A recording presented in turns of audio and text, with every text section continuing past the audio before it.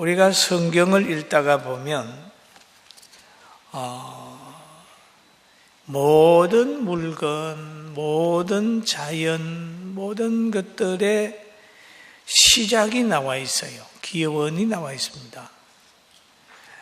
하나님이 천지를 창조하시고 바다와 육지를 가르시고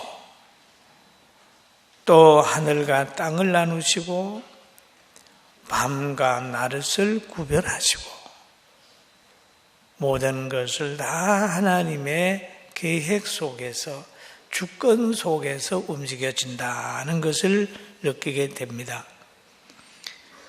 그리고 바다에는 바다에 맞는 동식물이 자라고 육지에는 또 육지에 맞는 동식물이 자라요. 그리고 자연계와 영계가 늘 함께 있는 것을 우리가 보게 됩니다. 그런데 밤과 낮이 있듯이 영계에도 보면 악을 주관하는 영이 있고 또 의를 주관하는 영이 있다. 그렇게 보는 거예요. 그래서 사망과 생명도 있다. 그렇죠. 잠언서 1장 19절에 보면 공의를 굳게 지키는 자는 생명에 이르고 악을 따르는 자는 사망에 이르느니라. 그러면 공의가 있다. 그리고 악이 있는데 것을 따르면 어떤 것을 따르면 생명이고 어떤 것을 따르면 사망이다. 그렇게 말씀하셨어요. 그리고 잠언서 14장 12절에도 말하기를 어떤 길은 사람이 보기에는 바르나 필경은 사망의 길이니라. 그럼 사람이 바른 길을 선택해서 간다고 하지만 사람의 이성으로 선택하는 길은 불완전하다. 하나님이 알려주는 길로 가야 그 길이 좋지 자기 육성이 원하는 길로 바른 길이라고 가다가 보면 필경 사망의 길일 수도 있다. 그렇게 말씀하고 계십니다. 사망의 영에 매이면 육체와 환경의 지배를 받고 그 사람은 생명의 길을 찾아갈 수가 없다. 그렇게 말씀을 성경을 하고 있습니다. 사랑의 대상과 미움의 대상을 분별하지 못하고 여호와의 훈계가 없는 한 어둠에 속해 있어서 바른 선택을 할 수가 없다. 라는 것이 성경이 우리에게 가르쳐 주신 교훈입니다. 잠언서 8장 34절 쭉 보면 누구든지 내게 들은 바 날마다 내 문 곁에서 기다리며 문설주 앞에서 기다리는 자는 복이 있나니 대저 나를 얻는 자는 생명을 얻고 여호와께 은총을 얻을 것임이니라 그랬죠. 그러나 나를 잊는 자는 자기의 영혼을 해하는 자라. 나를 미워하는 자는 사망을 사랑하느니라. 이렇게 얘기합니다. 이 말씀을 가만히 보면 생명을 얻는 길도 있고 생명을 잃는 길도 있다. 그리고 하나님을 미워하는 사람은 사망을 사랑한다라는 거죠. 사랑한다. 사망을 사랑하는 사람은 하나님을 미워하게 돼 있다. 그의 본성이 어둠이요 사망이기 때문에 본능적으로 미워할 수밖에 없는 것입니다. 그 속에는 생명이 없고 생명을 알아볼 수도 없는 지식도 영도 살 수 없기 때문입니다. 그러나 여호와를 사랑하는 사람, 그 사람에게는 하나님이 지혜를 주세요. 지혜를. 여러분, 반석 위라고 하는 말이 뭡니까? 반석 위에는 흔들림이 없다. 반석 위의 집은 오래 간다 하는 거죠. 반석 위의 신앙은 환경과 물질과 권력과 자기의 지배를 받지 않고 언제든지 예수님 바라보고 변함없이 신앙생활하는 사람을 가르쳐서 반석 위에서 신앙생활하는 사람이다, 그렇게 보는 거예요. 할렐루야. 우리도 반석 위에서 신앙생활을 해야 되죠. 베드로가 고백한 대로 반석 위에, 진리 위에 신앙생활을 해야 됩니다. 그리고 하나님을 사랑하는 사람은 늘 어둠의 세력을 미워하게 되어 있습니다.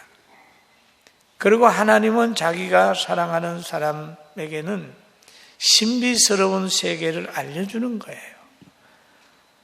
다른 사람에게는 다 덮여있던 예수님의 신분, 시몬 베드로에게는 가르쳐 줬습니다. 주는 그리스도시요 살아계신 하나님의 아들이라고 고백하게 만들었어요.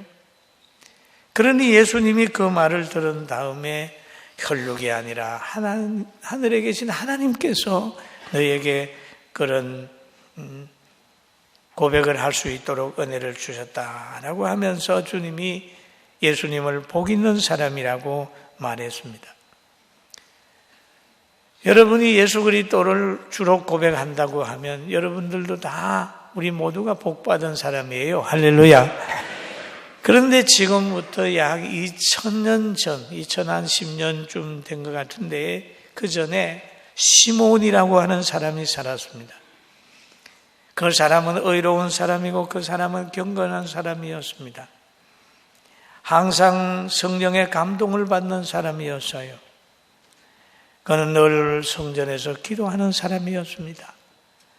그런데 예수님이 탄생한 후에 이제 그 어머니 아버지와 함께 모세의 법대로 정결 예식을 위하여 예루살렘 성전에 올라갔을 때에 시몬이 예수님을 알아본 거예요.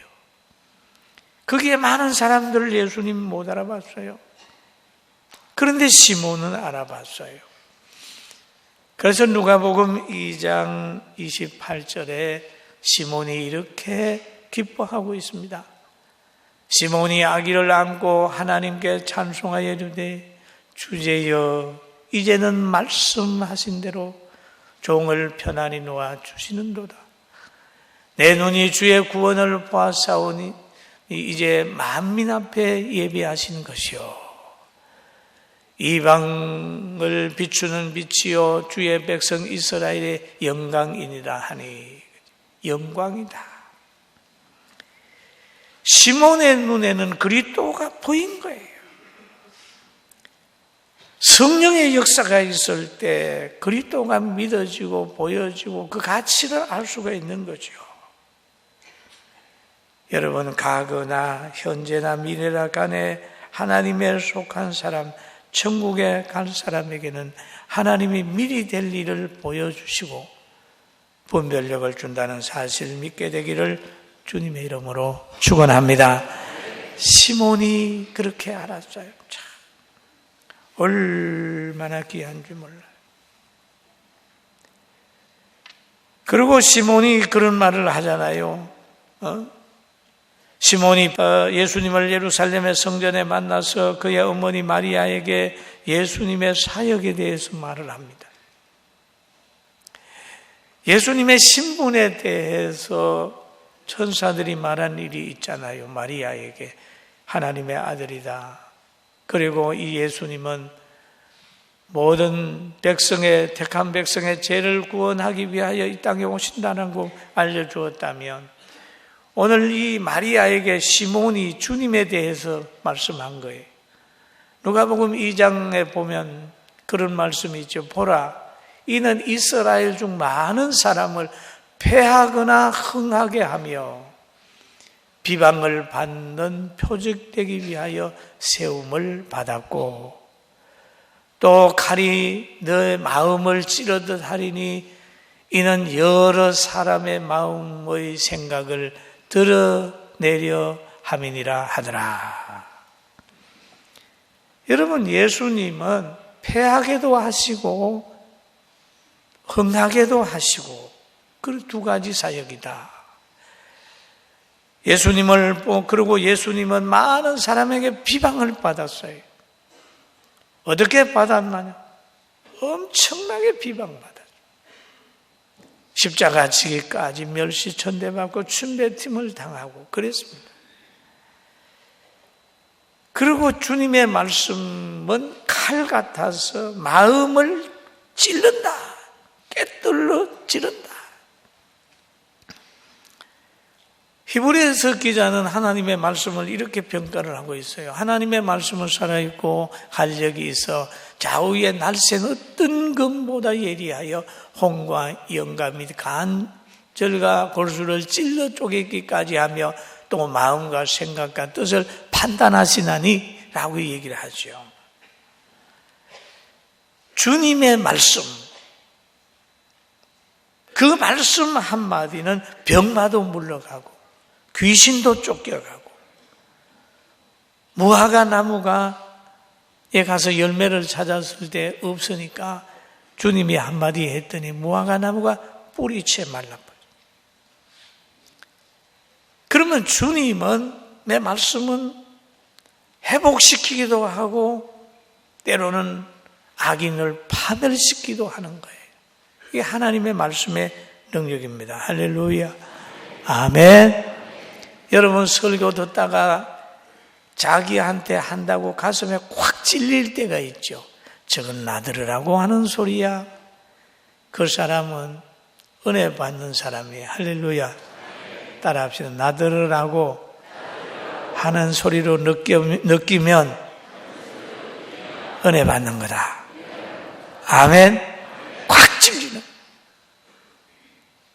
그렇게 받쳐올 때가 있습니다.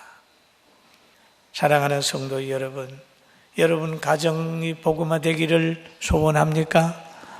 교회가 부흥되기를 원하십니까? 교계가 잘 되기를 원하십니까?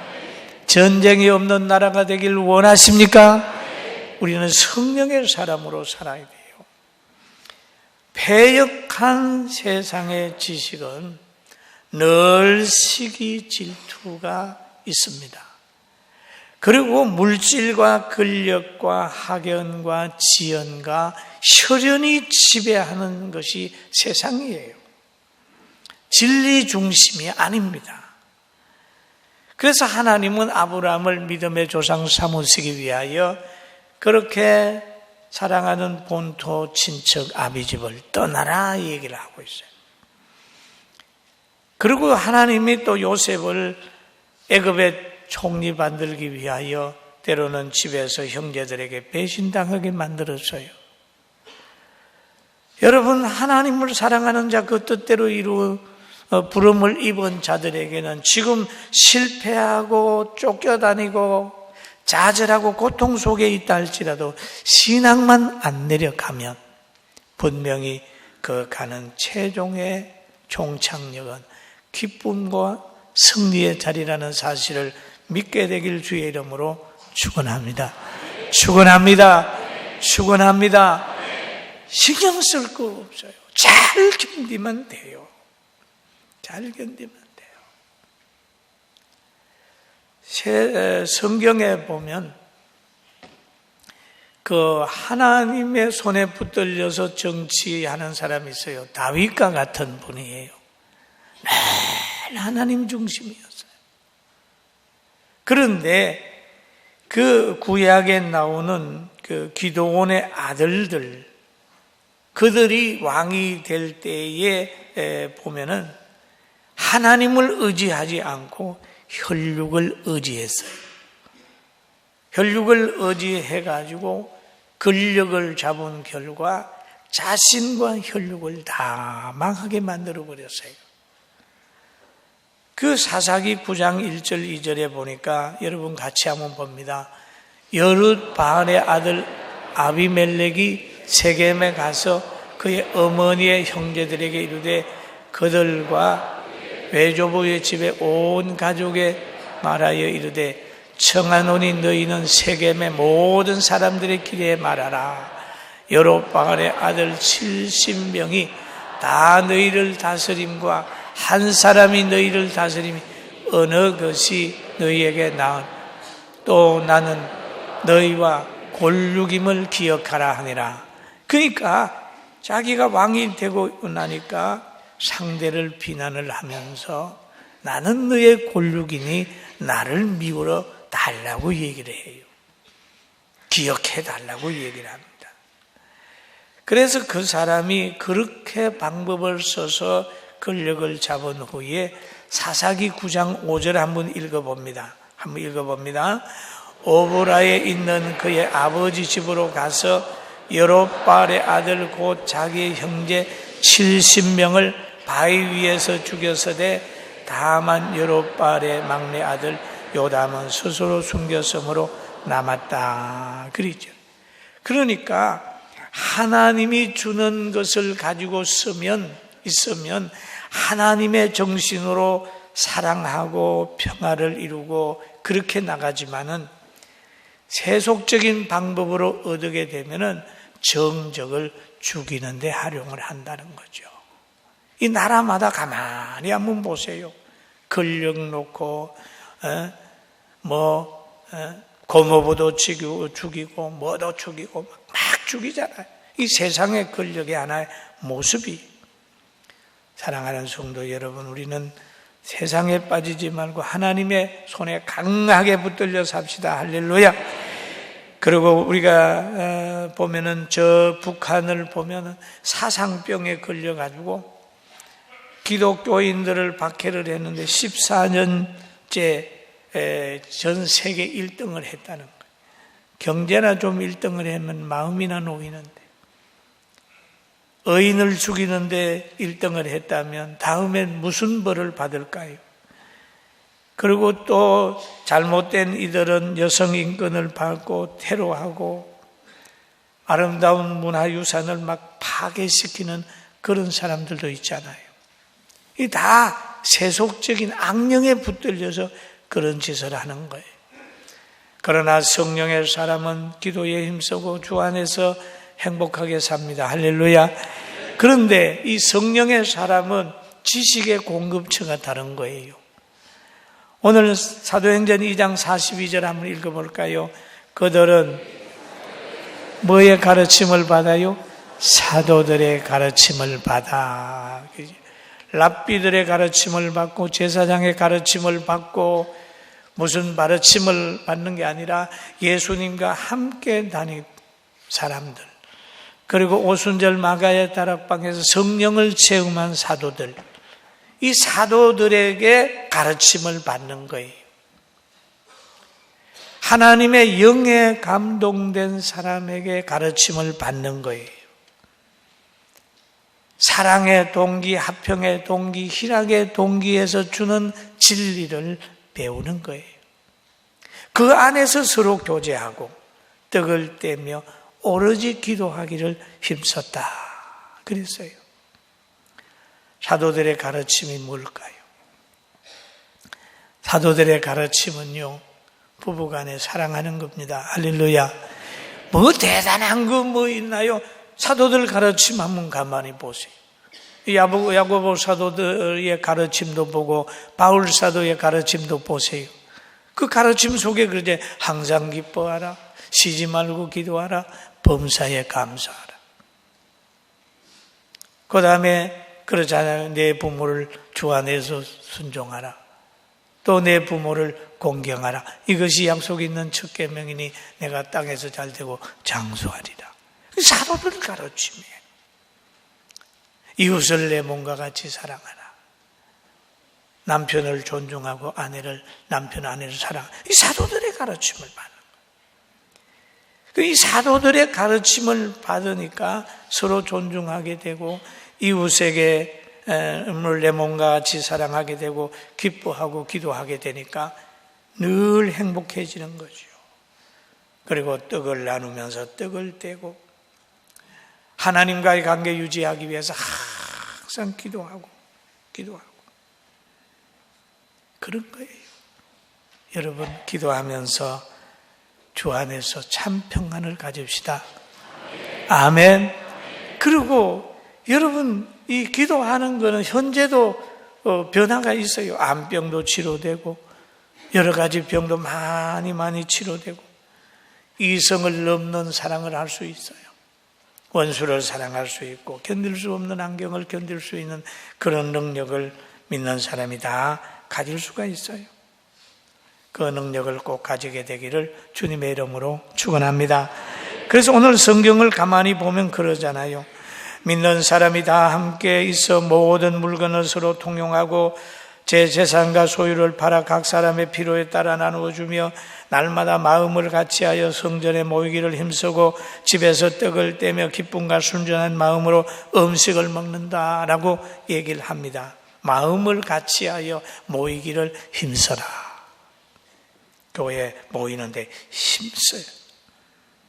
기도하기 위하여, 예배하기 위하여, 섬기기 위하여 늘 모이는 거예요. 그런데 왜 여기에 보면 순전한 마음으로 음식을 먹고 모이기를 힘써라, 그런 말이 있죠. 우리 이 세상의 모임은요, 불완전한 모임이더라고요. 과거에 제가 개척교회 할 때나 전도사 때에 기도원을 좀 많이 다녔어요. 저 하늘산 기도원도 가고 어떤 기도원도 가고 막 갔어요. 수없이 많은 사람들이 모여서 열심히 기도해요. 기도를 하는데 가끔 광고가 나옵니다. 여러분 가방 조심하세요. 물질 조심하세요. 그러면 처음에 간 우리들은 보면 기도하러 오는 사람은 다 천사로 보이잖아요. 왜 그럴까요? 어떤 사람은 또 기도를 하는데 가방을 안고 해. 왜 안고 하냐 그랬더니 기도할 때 누가 가져갈까 봐. 이 세상에는 그래요. 기도원도 그렇고 오늘 교회도 보면 제가 38년간 이렇게 보면은 교회는 많은 사람이 와서 회복이 되는데 들어오는 사람 중에는 조금 성도들에게 피해를 주려고 들어오는 사람도 있어요.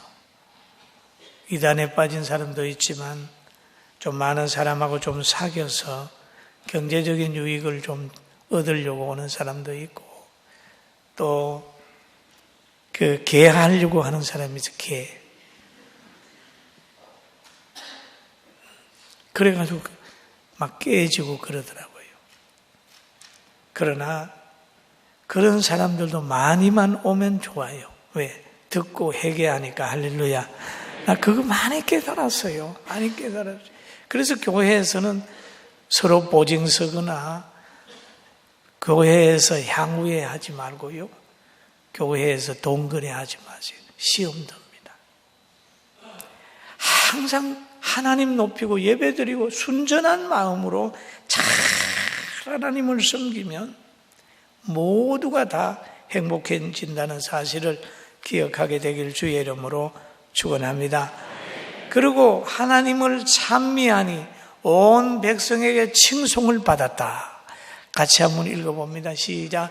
하나님을 찬미하며 온 백성에게 칭송을 받으니 주께서 구원받는 사람 날마다 더하게 하시니라. 할렐루야. 여러분, 하나님을 찬미하면 하나님이 기뻐하죠.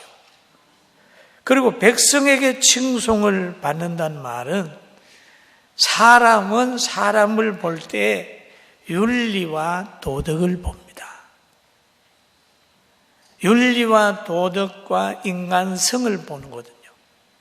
그럼 하나님 섬기는 사람이 윤리적으로나 도덕적으로나 인간성이나 일구이연하지 아니하고 뭔가 지배하려고 하지 않고 따뜻하게 대할 때, 그래 저분은 예수 믿으니까 좀 낫네, 정말 그 사람 옆에 가니까 향기가 있네, 이렇게 하면서 점점 가까이 하게 되잖아요. 그러니 그 사람을 따라서 날마다 교회에 오게 되니까 부흥의 역사가 시작이 되는 거예요. 할렐루야. 그냥 예수님은 잘 믿는다고 하는데 세상 사람보다 더 못하게 살면 그 사람을 통해서 교회가 자꾸 줄어요.